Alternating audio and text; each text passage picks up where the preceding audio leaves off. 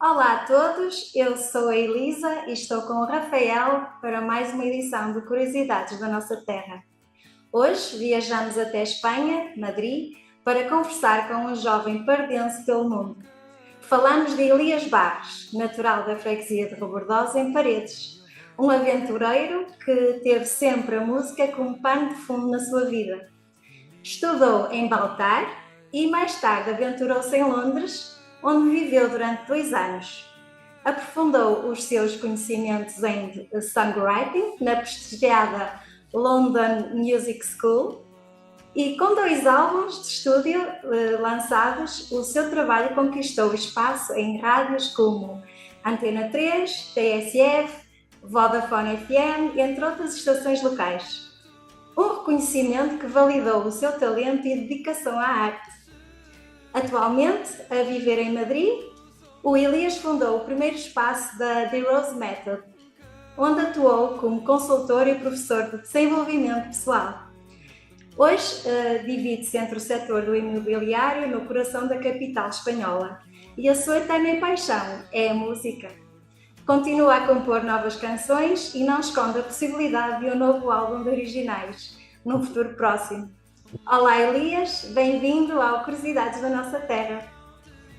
Olá a todos. Olá. Antes de nada, muito prazer em estar aqui. Quando a Elisa me convidou, eu fiquei muito contente com a ideia e estou aqui para responder algumas perguntas e algumas curiosidades do que é viver fora e do que é a aventura fora, não é do concelho, digamos.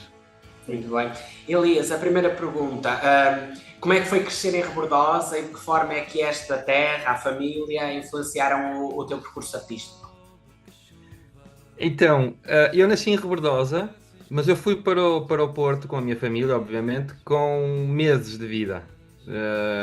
Os meus pais foram nascidos e criados em Rebordosa, né? O meu pai é o Domingos, né? A minha mãe é a Anita, e eles nasceram aí, os meus irmãos também nasceram aí, são mais velhos que eu, e os meus irmãos chegaram mesmo a viver em Rebordosa, de pequenos, mas eu era bebê e fomos viver para o Porto. Mas isso não significa que a conexão com a Rebordosa não ficasse, obviamente, porque aos fins de semana vínhamos, e estar com os avós, e estar com a família que era daqui, não é? Que era daí, que era de Rebordosa.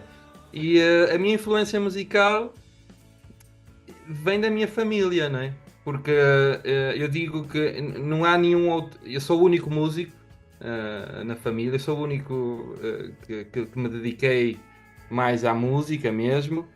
Mas eu digo que todos são músicos de coração, porque todos gostam de música, todos cantam, e a minha irmã canta imenso, o meu pai também, o meu irmão também, ou seja, gostam de música, né? E então, naturalmente, no carro, não é? Os CDs dos meus irmãos, né? Os CDs dos Guns N' Roses, do Michael Jackson, estavam sempre lá e outros, né? Muitos CDs. E então, eu lembro-me de viver no Porto, vivíamos na Ariosa, e tinham lá uma aparelhagem e eu estava sempre a trocar os CDs e eles ouviam muita música. Eu lembro-me, as minhas primeiras memórias são de eu a dançar e saltar no sofá, ouvir música, ouvir música. E eu acho que foi aí que ficou a semente.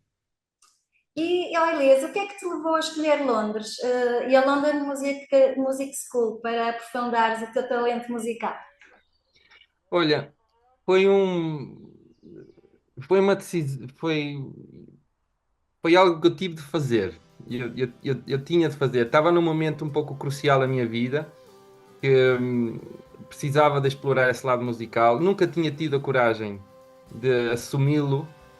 Sempre tive bandas desde a adolescência, toquei nas festas da zona, mas nunca tinha tido a coragem de assumi-lo.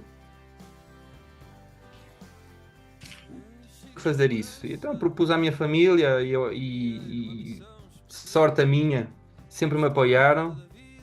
E então apoiaram-me também neste processo e tive que ir a Londres, porque Londres é a capital europeia da música, né?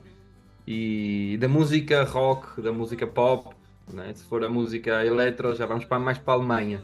Mas Mas pronto, então foi isso. E foi uma aventura. Muito bom. E que memórias é que guardas destes 2 anos vividos em Londres? Houve algum momento decisivo nesta fase? Sim, eu vou dizer, não é fácil a minha experiência. Não é fácil viver em Londres, né? Londres é uma cidade muito agressiva, muito rápida, muito cara e pronto, eu tinha essa responsabilidade, né, de fazer as coisas bem feitas e de aprender o máximo que eu pudesse e regressar. Eu tive a sorte de estar acompanhado na altura, que eu tinha uma namorada na altura que acompanhou-me nesse processo, que também é de voltar. Ah, E, eh, e então agarrámos-nos os dois, né? E apoiámos ali os dois. Mas foi bem exigente por um lado, né? Porque não conhecíamos ninguém, é tudo muito frio, a todos os níveis. Mas depois ficam boas memórias, porque eu comecei a compor bastante, comecei a escrever bastante em português, apesar de estar em Londres, escrevi também em inglês. Então comecei a compor muito em português, tenho muitas memórias de concertos em pubs. E daquele ambiente da guitarra, de presta-me a guitarra, agora toco eu, agora tocas tu, e então havia muito. E essa coisa de tocar junto, tocar com um dinamarquês, tocar com um italiano, Tinha um amigo da Islândia, tinha do Brasil, sei lá, tinha amigos de todo lado. Londres é isso, né? Londres é uma. fantástico. É. Ó Elias, lançaste 2 álbuns de estúdio e o teu trabalho passou em rádios de referência, como a Antena 3 e a TSF. Que impacto é que teve esse reconhecimento no teu percurso? Pessoalmente foi ótimo, não é? Porque eu comecei a ver o meu trabalho reconhecido, não é? A música, como qualquer arte, não é? É um pouco ingrato, não é? Porque há sempre aquela linha, não é? De fazer a arte pela arte, fazer o que nos sai, fazer o que achamos, não é? E isso é a verdadeira arte, não é? Quando o pintor, não é? Se expressa, né? E ele não vai buscar a lógica. Ele expressa-se, né? Mas depois há o outro lado que é o business, né? Então o pintor pinta o quadro, mas as galerias de arte dizem: mas isto não é o que vende hoje em dia, não são paisagens, tens que fazer, sei lá, retratos. E o pintor diz: mas eu gosto de fazer paisagens. Então há ali um compromisso difícil de gerir a nível artístico, não é? Porque a mim as canções saem, não é? Elas saem de dentro e eu gosto de ser muito honesto com os meus sentimentos e com aquilo que eu. Mas espera, eu uso a música como uma forma de expressar-me, de encaminhar a minha energia, não é? Encaminhar as minhas emoções, os meus problemas, não é? Então eu canalizo por aí, né? Pronto, mas depois comecei a entrar um pouco no business, né? E a falar, ter contactos e insistir, porque por muito boa que seja a arte, seja qual for, se não há alguém a insistir e a ir lá e a mostrar e tal, isso não vai aparecer em lado nenhum.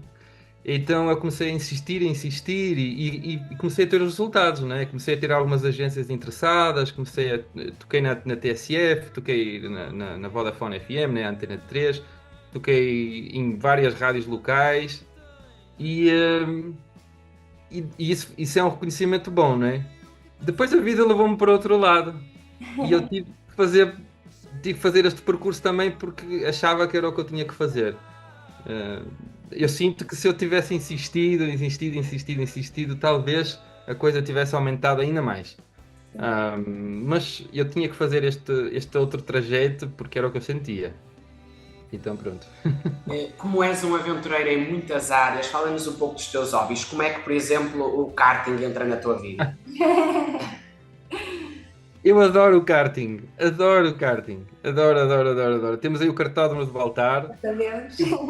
Que foi a causa de tudo isto, né? O meu irmão começou a andar de karting, o meu irmão é louco pelos carros, pronto, talvez conheçam, é o João, não é? O João Barros dos ralis, Claro e que sim. dos kartings e das motas, e ele, né? E ele sempre meteu esse bichinho, né? Dos motores. E ele sempre foi muito mais do que eu, muito mais motores e gasolina do que eu.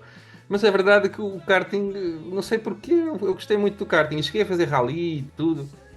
É E não vou dizer que não é engraçado, mas eu gosto do karting, gosto do karting. E o karting faz-me baixar à terra. né? Porque eu sou um pouco filosófico, eu gosto de pensamentos, eu gosto de viajar um pouco e de filosofar mesmo. Mas o karting, eu estou com mecânicos. O karting traz-me à terra, não é? Porque eu trabalho com gasolina, com pneus, com mecânicos, com gente muito prática. E a mim faz-me bem estar a falar com essas pessoas e trazer-me a coisas mais concretas. E então é um hobby que não é muito barato, mas compensa neste momento da minha vida e sempre mantive, deixo e volto, mas é uma paixão pequena que eu tenho aí que eu gosto de fazer. Muito bem. Depois de tanta adrenalina e aventura, estás em Madrid, e o que te levou a ir viver para a Espanha, a fundar um espaço de desenvolvimento pessoal, que é o The Rose Method. Queres explicar-nos o que é o The Rose Method? Com certeza.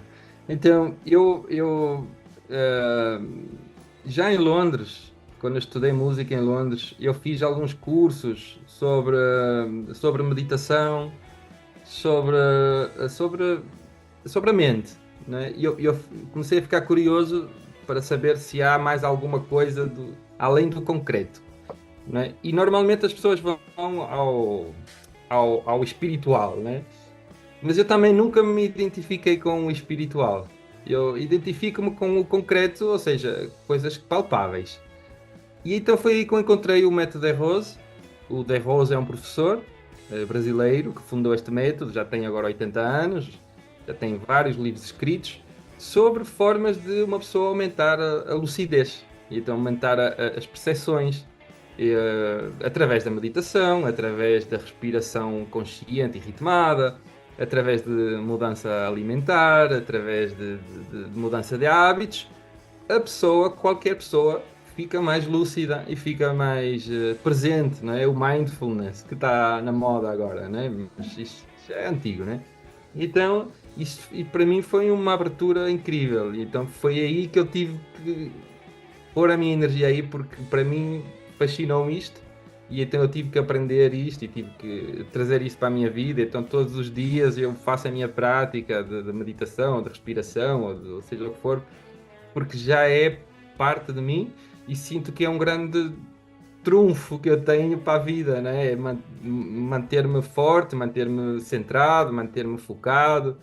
E o Método Terroso é isso, ou seja, é uma escola, um espaço onde as pessoas podem aprender isso de forma concreta, sem misticismo, sem nada, simplesmente faz estas coisas, faz estas técnicas, tem estas ferramentas e podes tornar-te mais lúcido, mais focado, mais concentrado e vais conhecer muita gente interessante também. Boa. E como é que é esta experiência de trabalhar como consultor e professor de desenvolvimento pessoal? É, é gratificante, né? Em dois sentidos. Primeiro, porque efetivamente vês os resultados nas pessoas. Eu tenho muitas pessoas que entravam na escola, no espaço e pronto, e vinham com os seus problemas, com as suas coisas. Sempre dizíamos que não éramos terapia, né? Porque não é terapia, é uma coisa de quem está normal e quer estar melhor, né? Mas eu sempre via a mudança no sorriso das pessoas. As pessoas, um mês, 2 meses, 3 meses, as pessoas ficavam mais para cima e com os olhos mais abertos. E então isso é super gratificante. E por outro lado, é gratificante porque quando uma pessoa ensina alguma coisa, através da repetição, de ensinar, vai incorporar isso mais ainda, né? Se eu for professor de inglês, né, eu vou ensinar, e aquela matéria vai entrar no próprio professor, muito mais do que no aluno, né? Porque o professor vai aprender, vai saber aquilo 100%, e então isso também é gratificante para quem ensina, né? Sim, sem dúvida. Elias, voltando um bocadinho à música, que está sempre no teu dia a dia, pensas voltar aos palcos ou lançar um novo álbum em breve? O que é que nos podes contar sobre isso? Se Olha, podes contar. não, eu conto, eu não tenho nada a esconder. Eu, é verdade que eu adoro a música eu sinto que a música como que vai e vem, né? Vai e vem. Então, quando ela vem, eu tenho que aproveitá-la, né? E então, há momentos em que eu escrevo imenso e faço canções novas e faço canções, e então eu tenho várias canções novas já gravadas e não estão absolutamente terminadas, mas que eu já gravei um montão, tenho umas 15 mais ou menos, que dá mais para um álbum, ou mais. Isso tem que vir tudo cá para fora. Sim. E, só que depois tipo, parece que eu não encontro a forma de juntar as peças e juntar o álbum, porque aí sim que é preciso energia, é preciso sentar-me com as pessoas certas, tem que ter o produtor certo para fazer a mistura, porque eu não é a minha parte. Eu consigo fazer, mas não é a minha parte. Então alguém tem que fazer a mistura, alguém tem que juntar ali uns sonzinhos, alguém... Eu faço a canção, eu canto e tal, mas depois é um trabalho em conjunto. Não dá para fazer sozinho, pelo menos no meu. Então, às vezes é um pouco frustrante, porque uma pessoa depende das outras pessoas, depende da agenda das outras pessoas, também tem outras coisas, e então fala com um e a pessoa pode, mas depois não pode. E então é assim, é um. Mas, sem dúvida, que às vezes eu estou aqui a tocar a minha guitarra e estou a compor e vejo que a minha imaginação está eu a tocar num palco, eu a tocar ali, eu a tocar lá. E, e talvez aconteça. Elias, que conselho deixas tu a outros jovens de Paredes que, como tu, sonham viver da arte e ou explorar o mundo? Que conselho darias a estes jovens?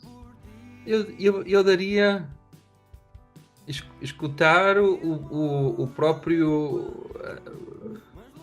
o que vai cá dentro, né? Tentar tirar o ruído todo de tudo o que dizem, né? A não ser que seja uma informação que vibre cá dentro, alguém disse alguma coisa e aquilo se vibra, então é porque faz algum sentido. Porque senão a maior parte da informação não importa. Do Instagram, mesmo das pessoas, né? Porque no outro dia estava a falar isso com uns amigos, né? Porque sem querer as pessoas opinam, né? Nós opinamos entre todos. Vou fazer isto. E a pessoa diz: tens a certeza? Mas olha, se fizesses assim, toda a gente opina sempre. E, e que se lixem as opiniões, que se lixem, porque não é não ter em conta o que as pessoas dizem, não é isso. Mas é que a realidade de cada um é tão diferente, né? Eu cheguei aqui, né? Nasci em Rebordosa, né? Depois fui para o Porto, depois fui para Londres, né? Tive um contacto com várias pessoas, com várias coisas, né? E cheguei à minha idade agora, né? Aqui. Ninguém faz ideia do que é. Igual que a Elisa e o Rafael, né? E, esses são mundos tão diferentes. E se eu chegar aqui, a Elisa faz isto, ou o Rafa faz isto. Não faz sentido, não faz sentido porque estão muito longe da realidade uns dos outros. Então, as opiniões dos outros é isso, é tipo, valem o que valem, ou valem muito pouco. E quando uma pessoa vai para a almofada, né? Quando uma pessoa vai dormir, se uma pessoa ficar ali a pensar ali o que é que vai fazer, o que é que não vai, normalmente as coisas que temos que fazer aparecem. E então é só ter um pouco de coragem, né? De ir por aí, né? E depois ter aquela fé, aquela esperança que as coisas vão dar certo, as coisas vão dar certo. E pode ser que dê mesmo certo, não é? E se der errado, pronto, olha, dá a Sim. volta, não é? É viver. Olha, a tua voz tem um timbre único. Eu acho que sabes disso. E tu tens uma música que eu adoro, que se chama Na Esplanada. Antes de nos despedirmos, será que nos dás o privilégio de ouvir um bocadinho dessa música? Olha, sim, sim. E eu se calhar sugeria tocar uma música nova. Deixa eu ver o que eu tenho aqui. Vamos ver. Teus olhos, teu cabelo, teu cheiro, teu rosto são para mim. Só um pequeno apontamento. Falando da música e da importância da música, porque para mim a música serve para apaciguar as coisas, não é? Entre outras coisas, mas para mim a principal função da música é isso, é juntar as pessoas, né? Porque afinal de contas a vida é tão difícil, é tão exigente, é tão, né? Todos temos esse lado da vida, né? Que é a É parte verdade.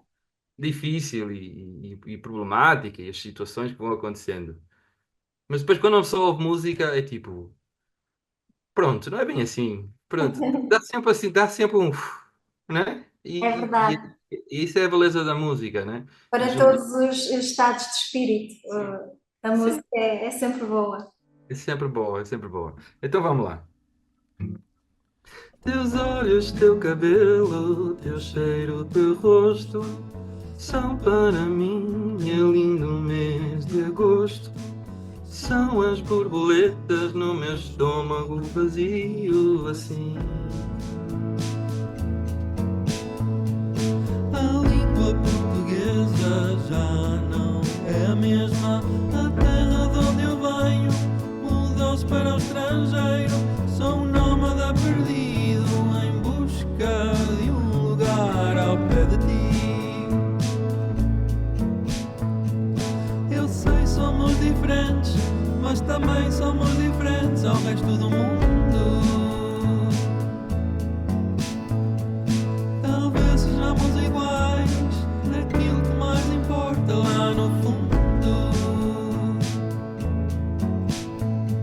Somos dois, somos um, somos o que quisermos ser. E em paz estaremos, e em paz não estaremos nunca. E a paz é algo da imaginação.